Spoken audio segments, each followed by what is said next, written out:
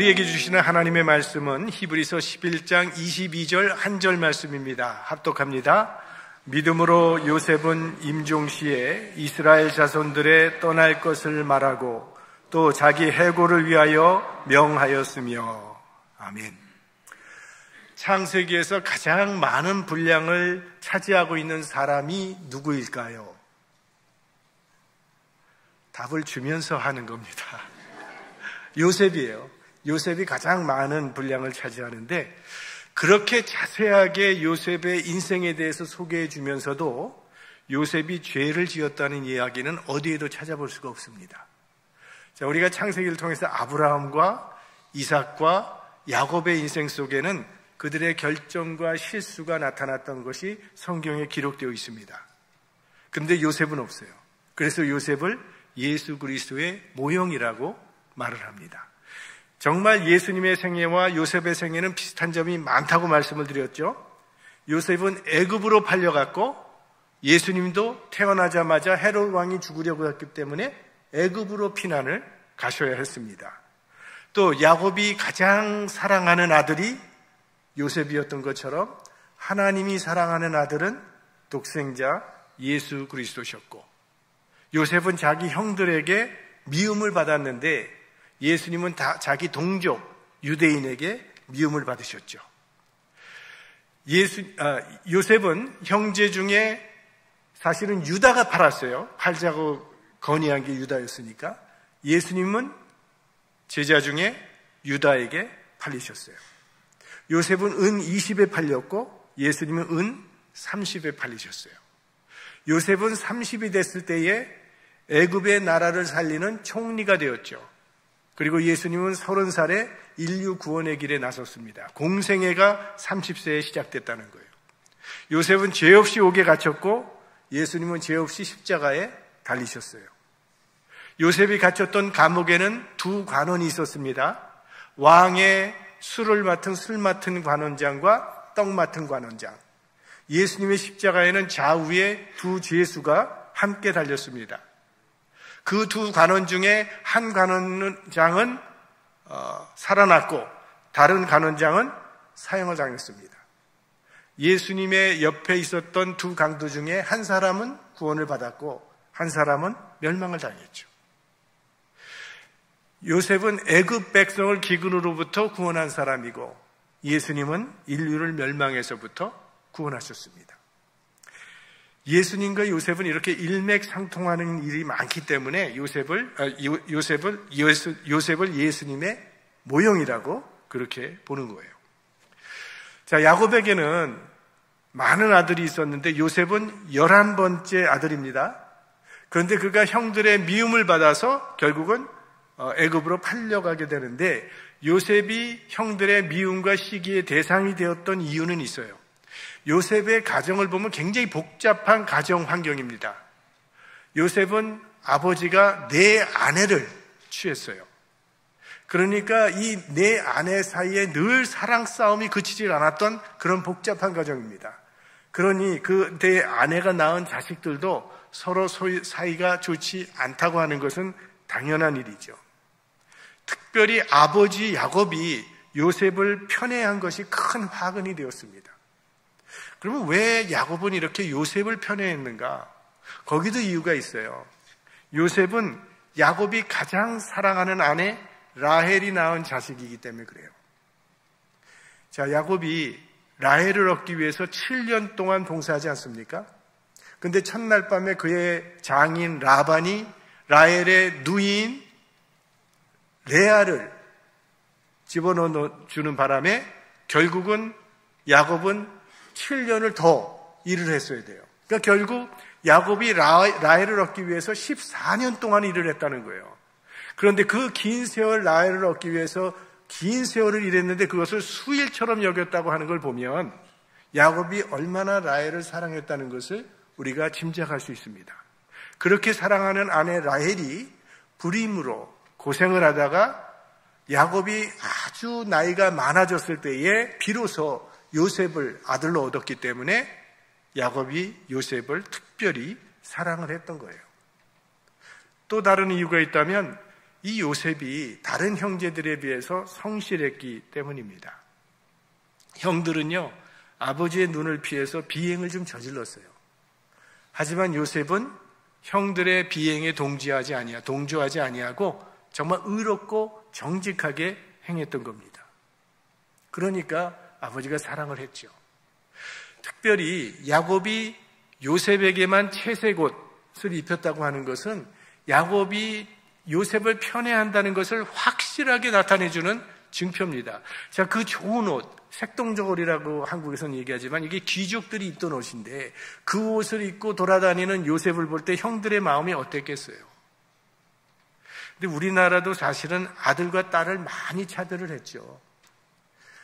제가 어떤 드라마에서 봤는데 가정에서 자식들을 부르는데 아들을 부를 때는 우리 아들, 우리 장남, 딸 부를 때는 이년아 하고 부르더라고요. 굉장히 차별을 했어요. 근데 정말 편애는 하지 말아야 돼요.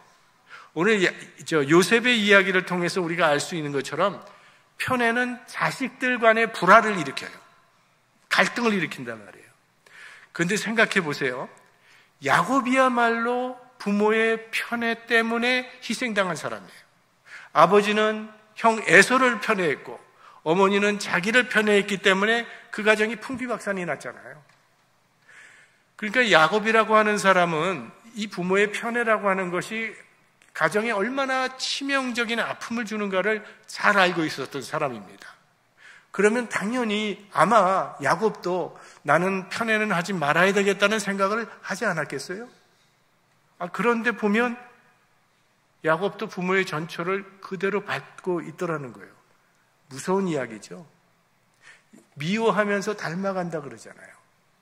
심리학에서는 이거를 증오적 동일시라고 제가 말씀을 드렸던 기억이 있습니다. 증오하면서 닮아간다는 거예요. 그래서 알코올 중독자 부모 밑에서 자란 아이는 그 아버지가 알코올 먹을 때마다 폭력을 행사할 수도 있고 여러 가지 나쁜 추억이 많은데 난 절대로 안 하겠다 그러면서도 그 자녀가 알코올 중독자가 될 확률이 훨씬 높다고 하는 거예요. 그러니까 우리 부모된 우리들이 우리의 인격과 우리의 가치관이 자녀에게 그대로 전수된다고 하는 사실을 우린 기억해야 합니다. 여러분은요, 자녀가 여러분과 꼭 닮은 사람이 되기를 바라십니까?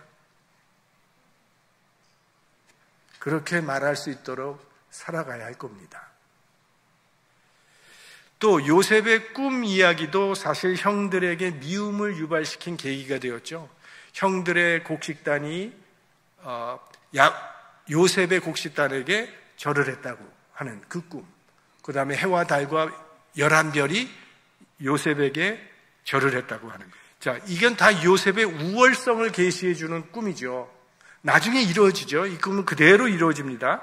그렇지만 결국 그 요셉을 향한 미움을 억제할 수가 없어서 형들이 요셉을 애굽으로 팔아버려요.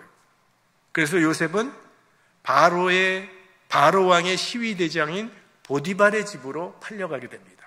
근데 그 보디발의 집에서 요셉은 주인의 신임을 받아서 가정총무가 되지 않습니까? 가정총무가 뭐예요? 그 가정의 경제적인 면을 주관하는 사람이에요. 그러니까 가정총무는 아무나 시키지 않습니다. 가정총무 잘 두면 그 가정이 잘 되는 거고 가정총무 잘못 두면 그 가정 쫄딱 망할 수도 있는 그런 겁니다. 그러면 요셉이 가정총무가 되었다는 것은 무엇을 말하는 것일까요? 주인으로부터 신임을 받았다는 거예요. 보니까 정직하더라는 거예요. 그래서 그를 가정총무로 세웠고 정말 그 주인의 눈이 밝았죠. 그 가정은 요셉 때문에 복을 받게 됩니다. 그러다가 보디발의 아내의 유혹을 당할 때도 요셉은 정직했어요. 그 당시에는요, 종이 주인의 아내를 겁탈하려고 했다고 하면 그건 즉각에서 사형감입니다. 그런데 요셉을 사형시키지 아니하고 왕의 죄수가 들어가 있는 그 감옥으로 보냈다고 하는 것은요, 보디발이 요셉의 결백을 믿었기 때문이라고 생각합니다. 그러니까 요셉의 삶에는 일관적인 모습이 나타나는데 그는 정직했다는 거예요. 그리고 의로웠다는 거예요. 그래서 요셉의 삶은 우리 모든 신앙인들이 본받아야 할 좋은 롤 모델이 되는 거죠. 자, 이 요셉의 그 삶을 우리가 이미 잘 알고 있는데, 요셉의 삶을 한 문장으로 요약하면요, 최악의 환경을 최고의 축복으로 바꾼 사람이다, 이렇게 얘기할 수 있을 거예요.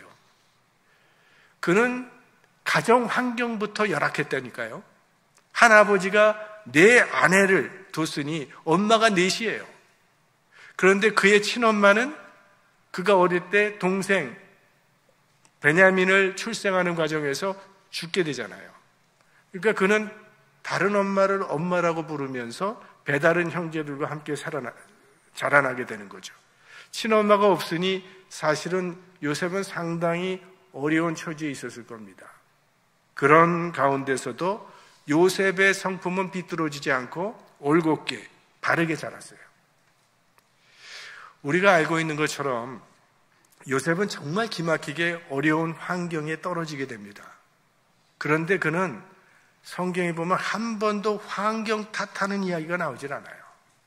환경이 어려워서 이렇게 됐다는 등, 내가 지금 뭘 좀 해보려고 그랬지만 상황이 여의치가 않아서 이렇게밖에 할 수 없었다고 핑계하지 않아요. 형들을 원망하거나 미워하는 것도 나오지 않습니다. 요셉은 참 이걸 보면 환경에 좌우되지 않는 사람이에요. 뭐 좋은 환경, 나쁜 환경 이런 거에 좌우되는 사람이 아니에요. 똑같은 환경 속에 있어도 어떤 사람은 행복하게 살아가잖아요. 어떤 사람은 불행하게 살아가잖아요. 뭘 말해주는 거죠? 환경이 행복의 조건이 되지 않는다는 거죠. 결국은 내 자신에게 달렸다는 그런 이야기죠. 그러니까 우리에게 닥쳐진 그 환경이나 그 현실이 행과 불행을 결정하는 것이 아니라 나 자신에게 이 현실을 대처하는 내 마음의 자세에 따라서 행복해질 수도 있고 불행해질 수도 있다는 겁니다. 정말 가장 좋은 환경에 살았던 사람들은 아담과 하와거든요.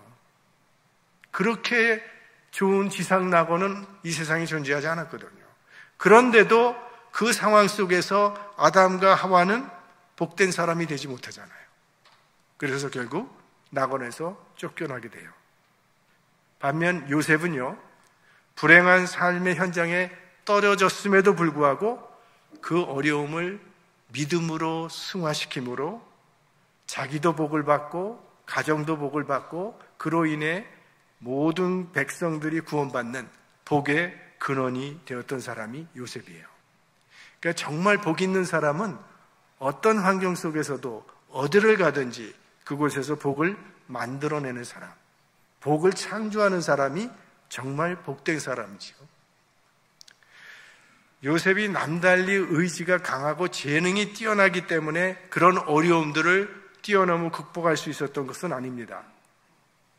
요셉이요, 이런 어려운 상황 속에서도 그토록 아름다운 인생을 만들어낼 수 있었던 것은 그는 하나님의 섭리를 믿는 신앙의 힘이 있었기 때문에 그랬다는 것을 우리는 성경을 통해서 발견하게 돼요. 그는 그가 당하는 고난조차도 이게 하나님의 섭리 가운데 있다는 사실을 믿었어요. 이게 하나님의 뜻을 이루어가는 과정이라는 걸 분명히 믿었다는 거예요, 요셉은. 참새 한 마리도 하나님의 뜻이 아니면 떨어지지 않는다고 믿었던 사람. 그래서 어떤 환경에 처하더라도 그 속에도 하나님의 뜻이 있다고 믿고 그는 최선을 다했던 거예요. 그런 요셉의 믿음이 형들과의 대화 가운데 분명하게 나타나지 않습니까? 자, 창세기 45장 5절 말씀. 당신들이 나를 이곳에 팔았으므로 근심하지 마소서, 한탄하지 마소서. 하나님이 생명을 구원하시려고 나를 당신들 앞서 보내셨나이다. 얼마나 그 배신의 상처와 미움이 사실 들끓겠어요, 그 마음속에. 그런데 그런 게 보이진 않잖아요. 정말 놀랍게도 하나님의 관점에서 자기 인생을 해석하고 있는 요셉의 모습을 보게 됩니다. 형들이 저를 팔았지만 사실은 이게 다 하나님의 섭리 가운데 있었다고 저는 믿습니다. 이 모든 과정이 하나님의 뜻이었다고 저는 믿어요. 요셉은 이해할 수 없는 이 수많은 사건을 만나면서도요, 끝까지 하나님을 믿고 의지합니다. 억울한 일을 당할 때도 하나님은 선하시다는 것을 믿고 하나님이 나타날 때까지, 하나님의 뜻이 나타날 때를 기다렸더니 마침내 하나님의 뜻이 선명하게 드러나게 된 거죠. 이 창세기 45장에 보면 우리가 어려운 일을 만날 때 하나님, 왜 이런 일이 나에게 온 것입니까? Why라는 질문을 하기가 쉬운데 이 Why라는 질문에는 대답이 거의 없다는 거예요. 우리는 Why라는 질문보다는 What it이라는 질문을 던져야 돼요. 왜가 아니라 하나님, 이제 제가 무엇을 해야 되겠습니까? 이제 제가 어떻게 해야 되겠습니까? 이 what을 물어봐야 돼요. 하나님은 선하시고 그분의 계획은 완전하시며 이 어려움을 통해서도 이루시고자 하는 하나님의 섭리가 있음을 분명히 믿고 어떤 상황 가운데서도 최선을 다해서 헤쳐나가야 한다는 거예요. 그럴 때 우리들도 요셉처럼 어려움 속에 숨겨놓으신 하나님의 보물을 언젠가는 발견하게 될 줄 믿습니다. 어떤 사건이든지 하나님의 관점에서 바라보는 게 매우 중요합니다. 좋은 환경이든 나쁜 환경이든 하나님은 그것을 통해 역사하시기 때문이에요. 그러니까 우리 삶에 일어나는 모든 일의 배후에는 하나님의 손길이 있다는 것을 믿고 그런 믿음으로 살아갈 때 우리도 요셉처럼 환경에 지배당하지 아니하는 믿음의 사람이 될 수 있을 것입니다. 우리가 세상 살다 보면 어려운 일도 만나잖아요. 억울한 일도 만나고 악한 일도 있습니다. 그래도 낙심하지 말아야 할 것은 그 속에도 하나님이 계심을 우리는 믿고 살아가는 믿음의 사람이기 때문에 어떻게 하나님이 우리에게 좋을 때만 하나님일 수 있겠습니까?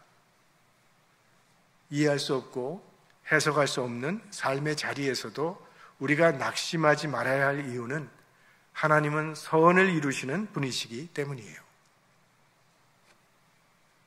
이런 요셉의 삶은 참, 요셉은 한결같은 사람이에요. 요셉의 생애는요, 어느 한 면을 잘라보아도 참으로 아름답습니다. 마치 향나무를 자르면 어디에 톱을 대든지 아름다운 향기가 나는 것처럼요, 이 요셉의 인생은 어느 면을 잘라도 아름다워요. 형들에게 팔렸을 때나 억울하게 감옥에 들어갔을 때나 총리가 되었을 때나 어느 때든지 향기로운 인생, 그게 요셉입니다.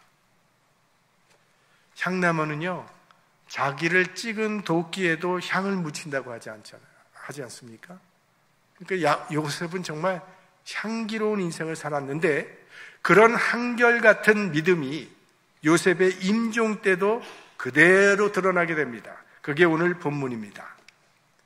믿음으로 요셉은 임종 시에 이스라엘 자손들의 떠날 것을 말하고 또 자기 해고를 위하여 명하였으며, 요셉이 임종 시에 두 가지 명령을 합니다. 하나는 이스라엘 자손들이 애굽을 떠날 것을 명했다고 그렇게 얘기하고 있어요. 자, 요셉이 이런 유언을 할 때 상황은 어떤 상황이었냐 하면, 이스라엘 백성들이 애굽의 고생 땅에 정착해서 정말 이제야말로 아무 걱정 없이 넉넉한 삶을 살고 있을 그때였다는 거예요. 보통 사람 같으면요, 여기가 좋사오니 영원히 이 땅에서 우리가 살 수 있도록 해달라고 기도할 그럴 때입니다. 그런데 요셉은 임종할 때에 자손들에게 말하는데, 이 땅은 너희들이 안주할 땅이 아니라는 거예요. 이 땅은 떠나야 할 땅이고 너희는 하나님께서 주신 약속의 땅 가나안으로 반드시 떠나야 한다고 그렇게 유언을 합니다. 여기에 요셉의 가치관이 잘 나타나 있지 않습니까? 요셉은 애굽에서 출세한 사람이거든요. 바로 왕 다음으로 부귀와 영화를 소유한 사람이 요셉이에요. 소위 성공한 사람이란 말이죠. 그러나 그는 자손들이 하나님의 약속하신 땅 가나안을 더 사모하기를 원했다는 거죠. 눈에 보이는 축복보다 영적인 축복을 더 사모하길 원했다는 거예요.